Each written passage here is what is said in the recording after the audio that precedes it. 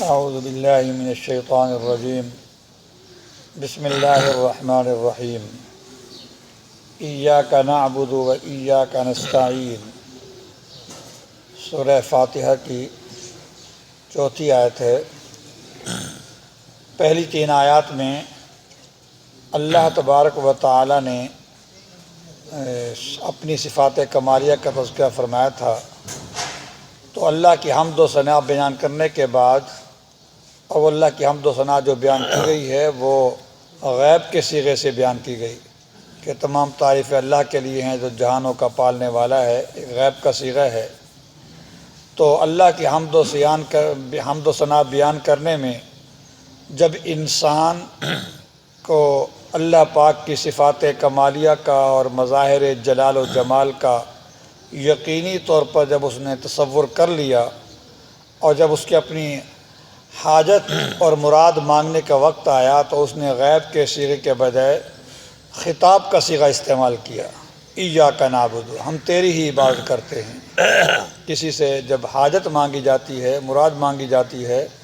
تو اس وقت غیب کا صیغہ نہیں ہوتا بلکہ پھر خطاب کا صیغہ ہوتا ہے۔ تو اللہ تبارک و تعالیٰ کی حمد و ثنا بیان کرنے میں صفات کمالیہ اور مظاہر جلال و جمال کا یقینی طور پر تصور کر لینے کے بعد جب حاجت اور مراد مانگنے کا وقت آیا تو انسان نے اللہ سے خطاب کیا، اے اللہ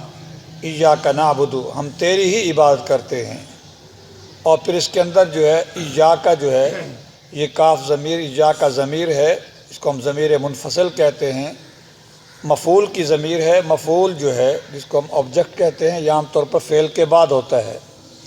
فعل کے بعد ہوتا ہے، لیکن یہاں پر اس مفعول کی ضمیر کو فعل سے پہلے لائے ہیں۔ اور اہل بلاغت کا یہ اصول اور ضابطہ ہے کہ جب مفعول کو فعل سے مقدم کیا جائے، بلکہ ضابطہ یوں ہے کہ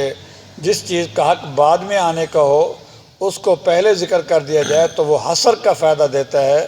اب مطلب یہ ہوگا ہم صرف اور صرف تیری ہی عبادت کرتے ہیں۔ اللہ کی شان معبودیت یہ ہے کہ اللہ صرف اور صرف اللہ ہی معبود بننے کے لائق ہیں۔ ہم صرف اور صرف تیری ہی عبادت کرتے ہیں، وَإِيَّاكَ نَسْتَعِينُ، اور ہم صرف اور صرف تجھ ہی سے مدد مانگتے ہیں۔ تو معبود حقیقی اور مستعان حقیقی وہ صرف اور صرف اللہ تبارک و تعالیٰ کی ذات ہے۔ اور پھر اس کے اندر حالانکہ فاتحہ پڑھنے والا ایک انسان ہوتا ہے، کوئی بھی انسان ہے جب تلاوت کر رہا ہے، فاتحہ پڑھ رہا ہے تو وہ ایک آدمی ہوتا ہے، لیکن صیغہ وہ جمع کا استعمال کر رہا ہے اس مقصد کے لیے کہ اپنے اس عقیدے اور یقین کے اندر وہ سارے انسانوں کو شریک کرتا ہے، سارے مسلمانوں کو، سارے انسانوں کو شریک کرتا ہے کہ ہم صرف تیری ہی عبادت کرتے ہیں۔ اور وہ یہ بتانا چاہتا ہے، اس بات کا برملا وہ اعلان کرتا ہے کہ معبود حقیقی صرف اور صرف اللہ کی ذات ہے، مستعان حقیقی صرف اور صرف اللہ کی ذات ہے، کیونکہ جب خالق بھی وہی ہے، مالک بھی وہی ہے، رازق بھی وہی ہے، سب کچھ وہی ہے، قادر مطلق بھی وہی ہے، تو معبود حقیقی بھی صرف وہی ایک ذات ہے۔ لہذا جو لوگ اللہ کو معبود نہیں بناتے یا اللہ کے ساتھ عبادت میں کسی اور کو شریک کرتے ہیں یا استعانت میں کسی اور کو شریک کرتے ہیں وہ گمراہ ہیں،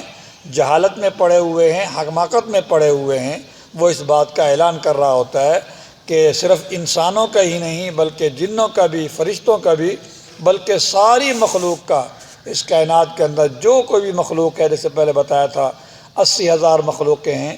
بعضوں نے کہا 18,000 مخلوقیں ہیں، بلکہ کوئی حد ہی نہیں ہے، صرف اللہ ہی جانتے ہیں۔ وَمَا يَعْلَمُ جُنُودَ رَبِّكَ إِلَّا هُوَ، اللہ کی کتنی مخلوقیں ہیں وہ اللہ ہی جانتے ہیں۔ ان سب کا معبود حقیقی صرف اور صرف اللہ کی ذات ہے۔ پھر آگے فرمایا وَإِيَّاكَ نَسْتَعِينُ، اور ہم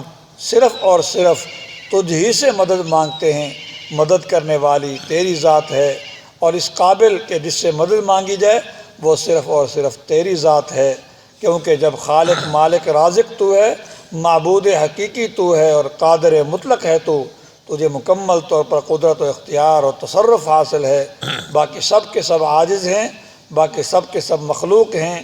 تو باقی سب کے سب مملوک ہیں، تو پھر لہٰذا اس بات کا بھی انسان اعلان کرتا ہے کہ وہ ذات جس سے مدد مانگی جائے وہ صرف اور صرف تیری ہی ذات ہے، لہذا اللہ کے علاوہ کسی اور کی عبادت کرنا یا کسی اور سے مدد مانگنا یہ جہالت اور حماقت ہے اور گمراہی ہے، چاہے وہ دیوی کی شکل میں ہو، چاہے دیوتا کی شکل میں ہو، چاہے مزار و قبر کی شکل میں ہو، تعزیہ کی شکل میں ہو، کسی بھی شکل میں ہو، کسی اور سے مدد مانگنا یا کسی اور کی عبادت کرنا یہ ضلالت اور گمراہی ہے۔ الحمدللہ رب العالمین، والصلاۃ والسلام علی سید الانبیاء